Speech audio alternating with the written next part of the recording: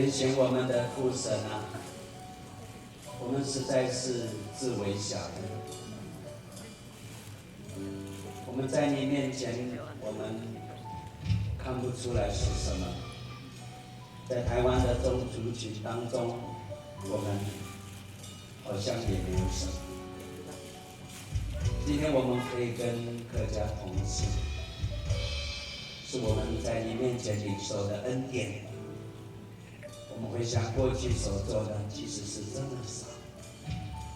我们尽心不够，努力不够，摆在众人面前，一点也看不出什么。但是主一切把我们带到这一条路上来，与我们所敬爱的客家的牧长们走在一起。主啊，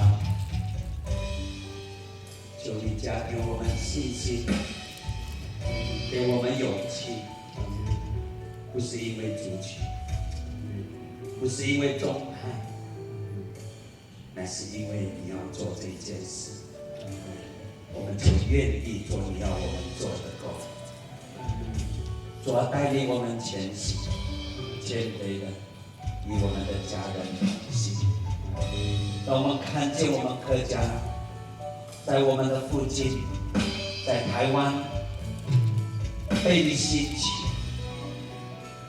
被你带向神的国度扩张，不断的扩张。主耶稣，你看见我们今天在你面前所做的工，你也听见我们在你面前的祷告，让原住民更多的原住民的教会，更多原住民的牧长，看见在附近有许多客家的朋友、客家的乡亲的时候，主啊，我们愿意因你的话、因你的命令、因你的旨意，我们勇敢的向前行。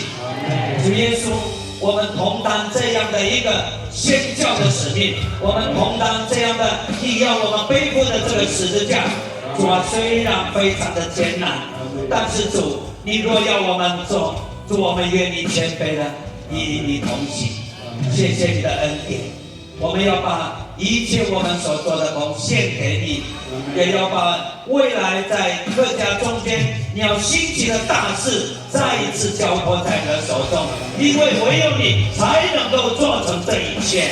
奉耶稣基督的名祷告，阿们。